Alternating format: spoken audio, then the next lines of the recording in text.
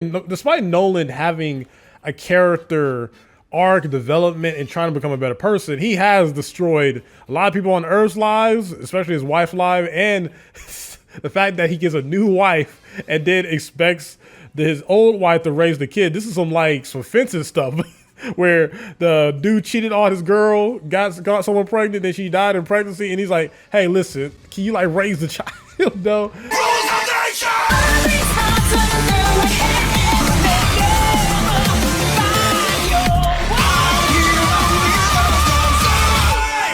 It feels like it's been forever since I've been able to talk about Invincible, but today we have Invincible Season 2, Episode 5, and man, it feels great to be back in this universe where you have all this gruesome action and overall mature storytelling that I come to love in this series. So, man, where do I begin? Because almost every character that we've seen so far in the season is pretty much here, except Omni-Man, because in the last episode we saw Omni-Man get taken by the Vultramites, and Mark is given a time limit of like pretty much when they have Earth ready, or the Vultramites gonna come in and take over.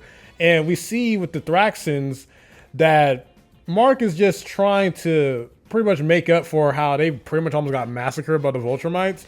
And we see like a transition because we see the Thraxan that Mark was talking to, which is Nolan's like second wife, where her lifetime is not that long, and we see as 2 months pass by where we see Mark trying to help out the planet and rebuild, that she's only an elderly woman. And I really have to say the voice actress for her was fantastic, conveying the emotion of a woman who has like the lifespan of an ant trying to raise a son who has the lifespan of centuries. And she thought it would be okay since you're going to have Nolan around, but since Nolan is not here anymore, she's asking Mark to take care of his new brother. And overall, I thought it was great. The lady who played Andressa, that's her name. And man, that was really emotional, to say the least. But we cut into Mark, who's saying like, yeah, the Earth doesn't really need me right now. They have other people. And we get like a shout out to like the defenders of Earth fighting like this one villain that he is pretty much like a bigger guy in the comics, but we'll see if he comes back later on. But yeah, and we eventually get to see Mark come back. And he visits his mom first, which Debbie is, she's talking to one of her co-workers. They give her some wine, and she's debating if she wants to have the wine. But Mark pretty much gives the breakdown of how he met Nolan again, and Debbie's like, this guy, all Nolan does is ruin other people's lives. And Mark is trying to debate if he should take a year off of college because he already missed 2 months. His grades gonna look terrible anyway. And he just pretty much saying that he can't abandon his brother.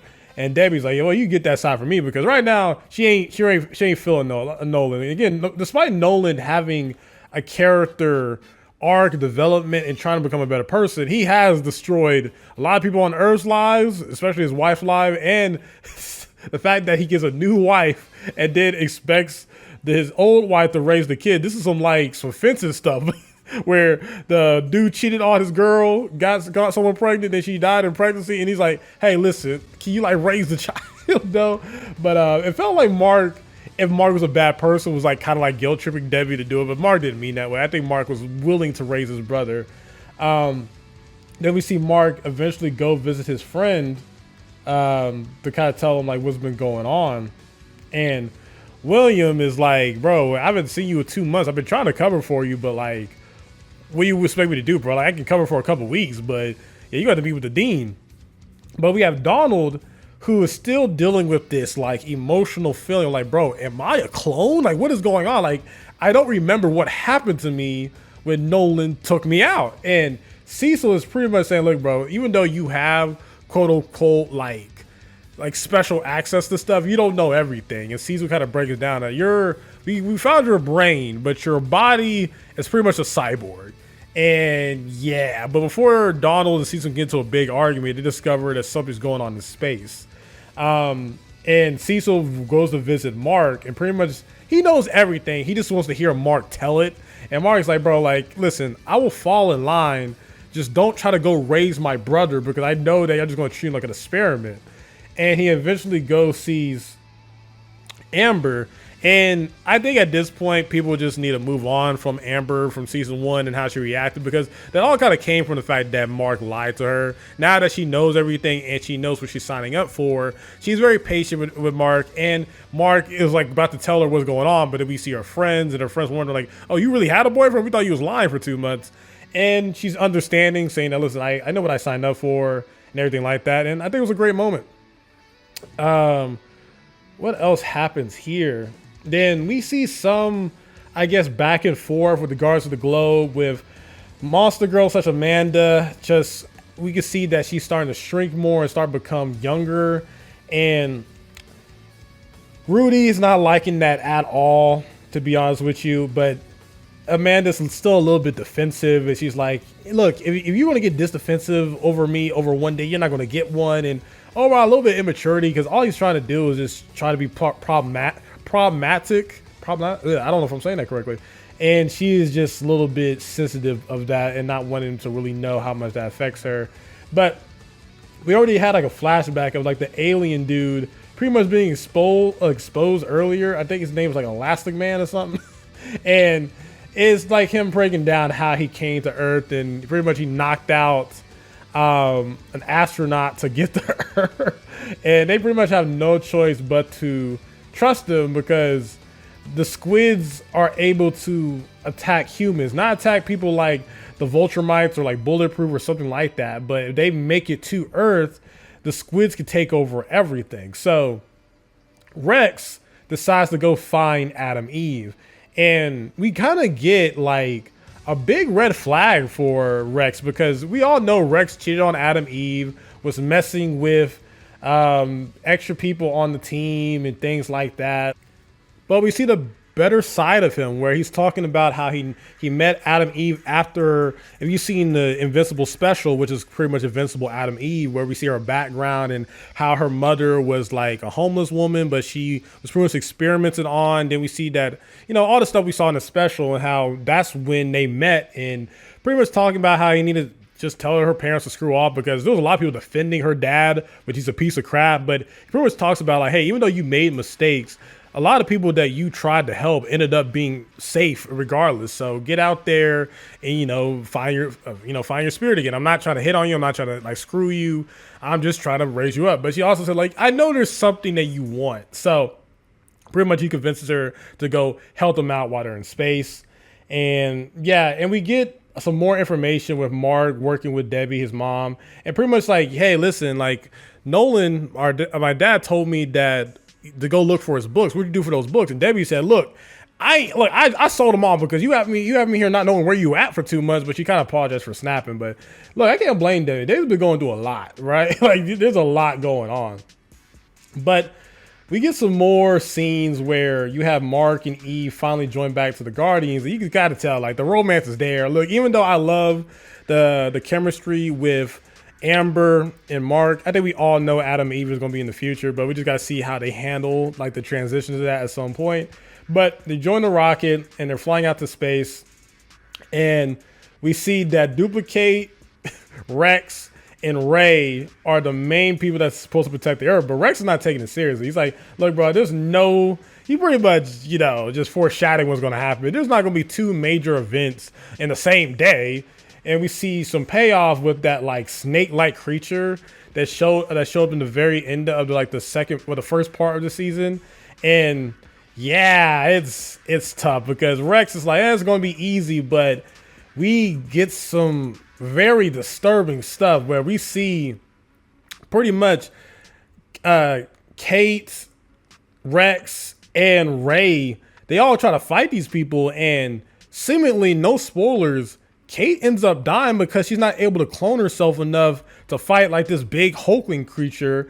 And Ray, who tests the theory if you know, like, if for example, like Ant-Man was able to go inside Thanos and try to explode him, if Thanos is too strong, what happens to Ant-Man?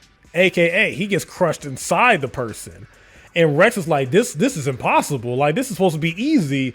And he's able to take out like most of the villains and even loses his hand to destroy the buff dude. But then he's left at gunpoint to the snake creature. And we're left to the next episode to figure out what happens there. And when we go back to Mars, shit ain't sweet there either. we get them flying on the spaceship, and pretty much the Martian dude is like, hey man, look, they're gonna attack us frame one, they're not gonna think we're debris. And I'm like, bro, why didn't you tell us this first off? And we're left towards Eve being the one to protect them with a force shield, and having Bulletproof, Immortal, and Mark be able to fly them through the ship there. And they're pretty much like all mad at the Martian that we have here. And of course, Bulletproof smashes one of the squids, and they all share the same brain, so they're pretty much exposed. And yeah, they're overwhelmed by the squids because they're not able to get to the main astronaut being controlled by the squids. So it's this like moment where they're trying to figure out, okay, so Rudy knows how to way to disrupt the squid's mind control. So they're trying to, okay, Rudy, if you can just like have enough time to reinforce it, maybe we can do something. But Adam Eve is not able to hold the force field enough, and we're pretty much left to like, okay, what's going to happen now? But we go to the after credits where we have Optimus Prime slash Thaddeus pretty much sees the results of Alan the alien, and he's buffed up. He got a Zenkai boost from almost dying. And Thaddeus is like, listen, you can take on the Vultramites now. But Alan's not believing none of that, because he literally got his eye socket smacked to the point he saw his own body because his eye was floating through his body. It's crazy. But we revealed, because he's got that Freddie Mercury mustache when he rips off his beard, that he's a Vultramite, which is hilarious, by the way. And Thaddeus is pretty much saying that he's the only Vultramite before Nolan and Mark to pretty much revolt against the Vultramites, and he's going to need Alan to go recruit Mark because he's the key to turn the tides of the war. So overall, post-story recap, I think it was really great restart, even though we're just in the middle of the season. It's not like a season 3 or anything, but overall, great episode. I think there was some spots where the animation art was kind of shaky, but overall, I think the pacing is really great so far. There was some heroes that you see in the background when they was fighting that one monster when Mark wasn't there, that I wonder where they're at. It was like a girl with like a magical ability that was flying in the air. But overall, I think it's great. I like how they're pacing things up. Rex kind of revealing how much of a good guy he can be if he was more mature, I think it was great.